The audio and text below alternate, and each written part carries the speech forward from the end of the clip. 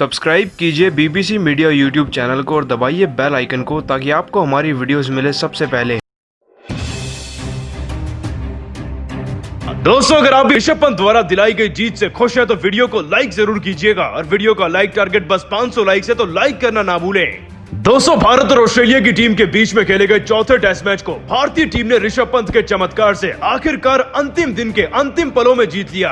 आपको बता दें कि आखिरी इनिंग में जीतने के लिए भारतीय टीम को 328 रन बनाने थे और ब्रिस्बेन के मैदान में इस लक्ष्य को चेस करना मतलब कि किसी पहाड़ तोड़ने से कम नहीं था। इस लक्ष्य का पीछा करने के लिए भारतीय टीम की बल्लेबाजी की शुरुआत चौथे दिन से ही शुरू हो गई थी। हालांकि बारिश के कारण उस दिन तो भारतीय टीम मात्र 4 रन ही बना पाई थी और जब आज 5वें दिन का खेल शुरू हुआ तो शुरुआत पूरी तरीके से ऑस्ट्रेलिया के नाम रही। आपको बता दें कि दोस्तों, रोहित शर्मा मात्र 7 रन बनाकर आउट हो गए थे, लेकिन इसके बाद मैदान में शुभमन गिल ने जो किया वो वाकई में इतिहास था। दोस्तों, अपनी रोंगटे खड़े करने वाली बल्लेबाजी के बलबूते पर इस खिलाड़ी ने 91 रनों की एक बेहद ही शानदार पारी खेली और शुभमन गिल द्वारा मिले इस कॉन्फिडेंस से अब चेतेश्वर पुजारा भी मैदान पर पूरी तरीके से सेट हो गए थे। आपको बता दें कि 91 रन पर फिर शुभमन गिल आउट हुए और आगे चलकर अजिंक्य रहाणे जो कि मैदान में आए वो भी 24 रन ही बना पाए। दोस्तों, इतना ही नहीं, इस दौरान तो चेतेश्वर पुजारा को कई गेंदें मारी गई। लगभग 10 बाउंसर चेतेश्वर पुजारा ने अपने शरीर पर झेली। यहाँ तक कि चेतेश्वर पुजारा की उंगली तक में क्रैक आ चुका था, लेकिन इसके बावजूद अपनी पारी में बल्लेबाजी करते रहे चेतेश्वर पुजारा ने कुल 55 रन लगाए थे।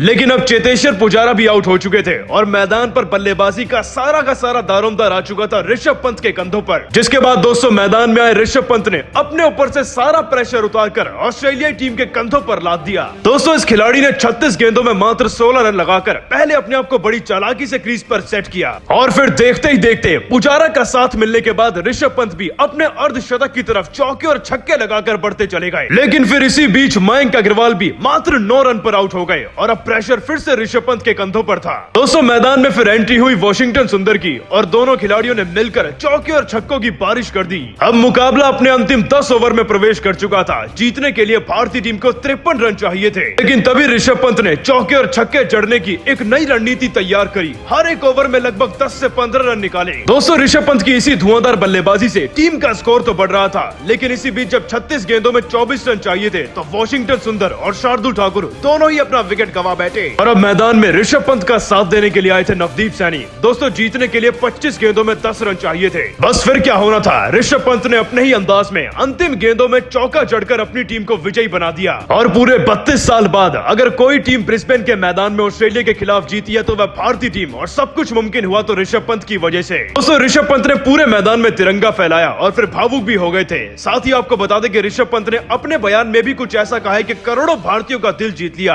आपको बता दें कि दोस्तों, ऋषभ पंत ने अपने बयान में कहा कि ये मेरी जिंदगी का अब तक का सबसे बड़ा दिन है, मेरे लिए यह किसी सपने से कम नहीं, और अगर मैं अपनी टीम को इस हारे हुए मुकाबले में जिता पाया हूं तो केवल अपनी टीम के सपोर्ट की वजह से। हम सब ने मिलकर यह मुमकिन किया है, सब ने बराबर की मेहनत करी और एकजुट प्रदर्शन ही इस जीत का असली राज है। पहले टेस्ट मैच को हारने के बाद हमने इस बात को ठान लिया था कि इस सीरीज में केवल जीतना ही है। सभी खिलाड़ियों ने बराबर का परिश्रम किया और इस मैच में अपनी टीम को जिताकर मैं बेहद ही खुश हूं। खुद को सौभाग्यशाली मानता हूं कि भारतीय टीम में मुझे विकेट कीपर और बल्लेबाज की भूमिका निभाने का मौका मिलता है। अपनी टीम को इस तरीके से ऑस्ट्रेलिया में एक बड़े सालों के अंतर के बाद जिताना किसी गर्व से कम नहीं। और मेरे करियर में मैंने अपने कप्तानों से जैसे कि धोनी भाई, विराट भाई और यहाँ तक कि रोहित भाई से भी बहुत कुछ सीखा है। साथ ही मैं अपनी टीम के कोच रवि शास्त्री का भी शुक्रगुजार हूं जिन्होंने मुझे हमेशा खेलने के मौके दिए। दोस्तों, ऋषभ पंत इतना कहते ही बहुत ज्यादा भावुक हो गए थे। आपको बता दें कि अपनी टीम को जिताने के बाद इस खिलाड़ी ने पूरे मैदान में दौड़कर तिरंगे को फहलाया। लेकिन दोस्तों, ऋषभ पंत के मैच जिताने के बाद आप सभी को क्या लगता है, क्या उन्हें वनडे और T20 में शामिल करना चाहिए? नहीं, इस बात का जवाब कमेंट करके जरूर दीजिएगा। और दोस्तों, यकीन मानिए ऋषभ पंत की बल्लेबाजी देखकर ऑस्ट्रेलियाई गेंदबाजों के पसीने छूट गए थे। चौके और छक्कों की बारिश करते हुए दोस्तों, इस खिलाड़ी ने 100 गेंदों में अपना 50 पूरा किया और अपने आप को क्रीज पर सेट कर लिया। अब भारतीय टीम को जीतने के लिए 16 ओवर में मात्र 85 रन चाहिए थे। और दोस्तों, आपको बता दें कि इसके बाद तो वॉशिंगटन सुंदर और ऋषभ पंत ने जो मैदान में किया उसे इतिहास के पन्नों में लिखा जाएगा। दोनों खिलाड़ियों ने मिलकर आज ऑस्ट्रेलिया की टीम की धज्जियां उड़ाकर रख दी और खास तौर पर ऋषभ पंत ने तो ऐसी बल्लेबाजी करी कि उन्हें दूसरा धोनी कहा जाने लगा है।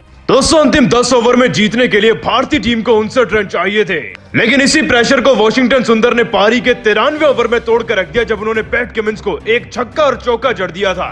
और इसके बाद अगले ओवर में जैसे ही नेथन लियोन गेंदबाजी कराने आए तो उनके सामने थे ऋषभ पंत। और दोस्तों इस एक ही ओवर में ऋषभ पंत ने 3 चौके जड़कर अकेले 15 रन निकाल दिए थे। और अब भारतीय टीम को जीतने के लिए 6 ओवर यानी कि 36 गेंदों में मात्र 24 रन चाहिए थे।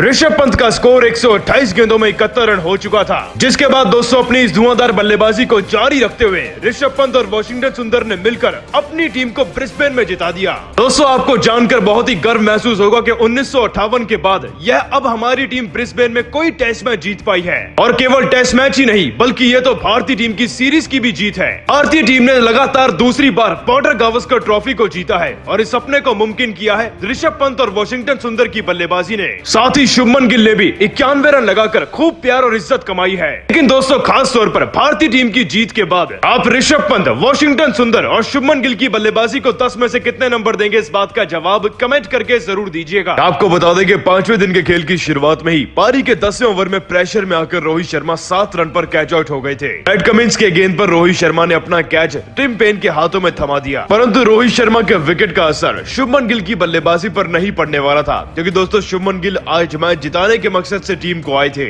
और दोस्तों इसी शानदार बल्लेबाजी के बीच जब शुभमन गिल अपने शतक की तरफ तेजी से बढ़ रहे थे तो एक ओवर में उनका सामना हुआ मिचेल स्टार्क से। ये वही गेंदबाज है जो कि इस मैच में 5वें दिन के खेल में शुभमन गिल और पुजारा को लगातार बाउंसर्स मार रहा था। लेकिन फिर 45वें ओवर में जब शुभमन गिल का सामना स्टार्क से हुआ तो शुभमन गिल ने अपनी तूफानी बल्लेबाजी से स्टार्क को एक ऐसा लेसन पढ़ाया है जो वो जिंदगी भर याद रखेंगे।